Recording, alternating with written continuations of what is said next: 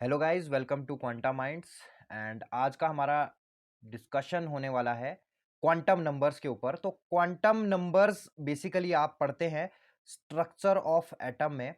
Structure of atom में आप इसको पढ़ते हो टू लोकेट इलेक्ट्रॉन।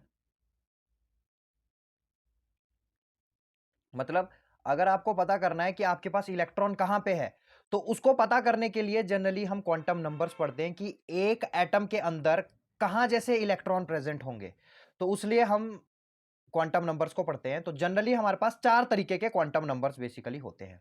हमारे पास एन क्वांटम नंबर होता है, हमारे पास एल क्वांटम नंबर होता है, हमारे पास एम एल क्वांटम नंबर होता है और हमारे पास एम एस क्वांटम नंबर होता है। तो हमें इन चारों को पढ़ना होता है इसमें, और बेसिकली इनके बारे में पता करना होता है कि क्या क्या इनकी वैल्यूज हो सकती है। तो बेसिकली सबसे पहले हम पढ़ते हैं N quantum number.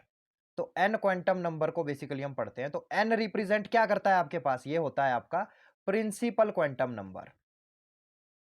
Principal quantum number, और ये आपके पास क्या बताता है, shell where electron is present.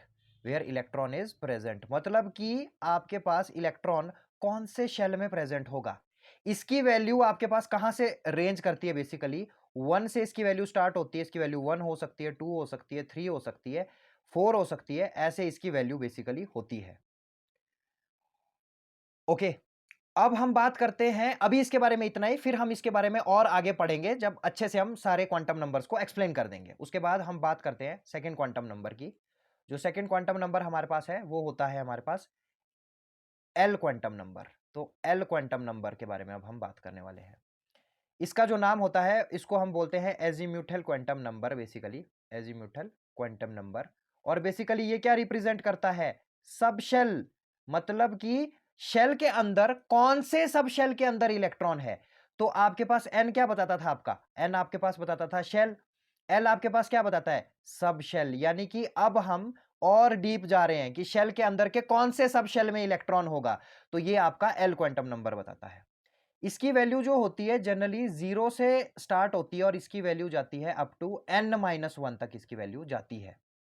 तो इसकी पॉसिबल वैल्यूज के बारे में हम बात करते हैं कि इसकी पॉसिबल वैल्यूज क्या क्या हो सकती है। तो अगर हम बात करें, मान के चलिए अगर n की वैल्यू 1 है तो l की वैल्यू सिर्फ और सिर्फ 0 हो सकती है। अगर मान के चलिए n की वैल्यू 2 है तो यहां पे l की वैल्यू आपके पास 0 भी हो सकती है और 1 भी हो सकती है। अगर हम बात करें n की वैल्यू 3 है तो l की वैल्यू आपके पास 0 भी हो सकती है, 1 भी हो सकती है एंड 2 भी हो सकती है। अगर हम बात करें n की वैल्यू 4 है तो l की वैल्यू आपके पास 0 भी हो सकती है, 1 भी हो सकती है, 2 भी हो सकती है एंड 3 भी हो सकती है। तो अगर मान के चलिए n की वैल्यू मान के चलिए 1 है तो क्या l की वैल्यू आपके पास, क्या l की वैल्यू आपके पास 1 हो सकती है? तो ऐसा कभी नहीं होता, क्योंकि आपके पास n-1 तक ही वैल्यूज इसकी l की जा सकती है। ओके, इसके बाद हम बात करते हैं तीसरे क्वांटम नंबर की, यानी कि ml क्वांटम नंबर। तो ml क्वांटम नंबर आपके पास रिप्रेजेंट करता है कि सबशेल के अंदर कहां पे इलेक्ट्रॉन बेसिकली प्रेजेंट होगा। तो ml को निकालने का जो फॉर्मूला होता है बेसिकली वो क्या होता है, ml is equal to 2l+1। इस फॉर्मूला से हम इसको निकालते हैं बेसिकली, और इसकी वैल्यू क्या हो सकती है, तो ml की जो वैल्यू होती है जनरली वो आपकी -l से लेके +l तक होती है। फॉर एग्जांपल अगर मान के चलिए l की वैल्यू 0 है तो ml की वैल्यू भी आपकी 0 ही होगी। अगर l की वैल्यू आपके पास 1 है तो ml की वैल्यू आपके पास -1 भी हो सकती है, 0 भी हो सकती है और +1 भी हो सकती है। जैसे मैंने आपको बताया था, -l से लेके जितनी भी वैल्यू पॉसिबल है टू +l। उसके बाद अगर L की वैल्यू मान के चलिए 2 आती है तो ML की वैल्यू क्या आ सकती है, -2 भी आ सकती है, -1 भी आ सकती है, 0 भी आ सकती है, +1 भी आ सकती है एंड +2 भी आ सकती है। तो ये टोटल कितनी वैल्यूज हुई, 1 2 3 4 5। तो यहाँ पे अगर L की वैल्यू आपने देखा कि अगर L की वैल्यू 2 है तो ML की वैल्यूज 5 आ रही हैं। तो चलिए देखते हैं क्या ये फॉर्मूला जो हमने दिया इसके थ्रू ऐसा हो सकता है। तो ML हमारे पास किसके बराबर होता है, 2 टाइम्स, हम 2 करेंगे क्योंकि L की वैल्यू हम कितनी ले रहे हैं, 2 ले रहे हैं, +1 जो कि आंसर 5 आता है। तो यही रिप्रेजेंट करता है कि L के लिए पॉसिबल ML की कितनी वैल्यूज है और ML की वैल्यूज क्या क्या रहेंगी। लास्ट अब हमारे पास जो क्वांटम नंबर होता है वो हमारे पास होता है ms क्वांटम नंबर।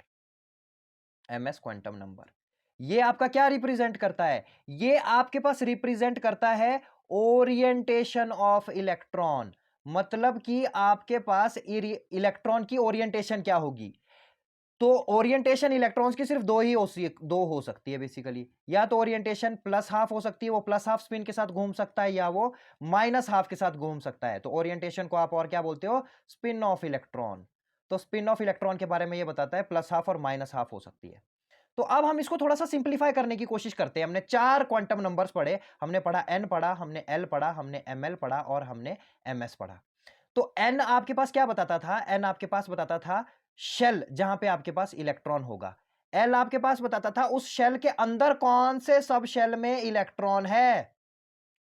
उसके बाद ml आपके पास क्या बताता था? लेट अस सपोज ml आपके पास बताता था कि सब शेल के अंदर कहां इलेक्ट्रॉन होगा, और ms आपके पास बताता था कि स्पिन क्या होगी इलेक्ट्रॉन की, स्पिन क्या होगी इलेक्ट्रॉन की। तो ये आपके पास क्या बताता था? ms बताता था। अब देखिए ये सारी चीजें तो एक साइड है, मतलब ये सारी चीजें तो एक तरफ है बेसिकली। अब हम इसको थोड़ा सा और समझने की कोशिश करते हैं। तो लेट अस सपोज मैं एक एग्जांपल लेता हूं हीलियम का, राइट। तो हीलियम की जनरल कॉन्फ़िगरेशन आपने पढ़ी है, 1s2 होती है। तो इसका मतलब क्या होता है? यहां पे जो ये 1s2 में लिख रहा हूं, इसमें जो 1 होता है ये मेरे पास क्या होता है? Principal quantum number. ये जो s होता है ये क्या होता है? ये मेरे पास होता है आपके पास l, यानी कि एजीम्यूथल क्वांटम नंबर। तो अगर मैं s की पिक्चर बनाऊं तो s कुछ इस तरीके से होगा, और यहां पे 2 इलेक्ट्रॉन्स बेसिकली प्रेजेंट होंगे। तो इसमें n की वैल्यू क्या आ गई है? 1 आ गई है। l की वैल्यू क्या आ गई है? अब s है तो इसकी वैल्यू 0 होगी बेसिकली। आपको यह जानना भी जरूरी होता है कि L की वैल्यूज क्या क्या हो सकती है। तो देखिए, अगर L की वैल्यू 0 है तो उसको हम S बोलते हैं, अगर L की वैल्यू 1 है तो हम उसको P बोलते हैं, अगर L की वैल्यू 2 है तो हम उसको D बोलते हैं, और L की वैल्यू अगर 3 है तो उसको हम F बोलते हैं। तो यहां पे L की वैल्यू क्या है? 0 है, क्योंकि S ऑर्बिटल में है। ठीक है। उसके बाद अगर हम बात करें ml की, तो इसके लिए ml हमेशा 0 ही हो सकता है।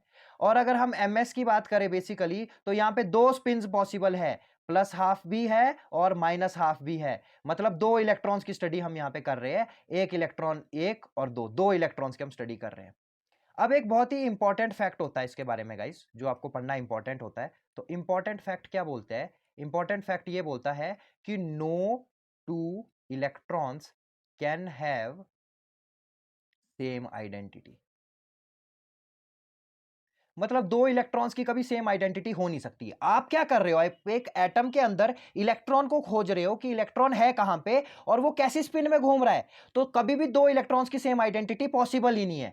फॉर एग्जांपल, जब आप हीलियम की बात करते हो तो हीलियम में 1s2 होता है, यानी कि इसमें 2 इलेक्ट्रॉन्स होते हैं। और जब आप इसको फिल करते हो तो देखिए, आप देख ही रहे होंगे कि इसका n आपके पास क्या होता है? सेम होता है।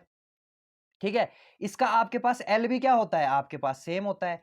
आपका इवन ml भी इसका सेम होता है अगर आप दोनों इलेक्ट्रॉन्स का देखो, लेकिन इनका ms क्या होता है? डिफरेंट होता है। इसका मतलब किसी भी सिस्टम में 2 सेम इलेक्ट्रॉन की कभी भी सेम आइडेंटिटी नहीं हो सकती। इन अ सिस्टम, किसी एक सिस्टम में 2 इलेक्ट्रॉन्स की सेम आइडेंटिटी नहीं हो सकती। यह चीज आपको ध्यान में रखनी है, मतलब ऐसा कभी भी नहीं होगा, ऐसा होगा। ठीक है। तो आई होप गाइज आपको ये टॉपिक समझ आ गया होगा, and thank you guys for watching this video. अगर आपको वीडियो पसंद आई है तो इस वीडियो को लाइक कर दीजिए, चैनल को सब्सक्राइब कर दीजिए और इसको शेयर कर दीजिए अपने दोस्तों के बीच में, ताकि हमें एक पॉजिटिव मोटिवेशन मिलती रहे और ऐसे ही सिंपल एक्सप्लेनेशन में हम आपके लिए अच्छी अच्छी वीडियोस लाते रहे। Thank you so much.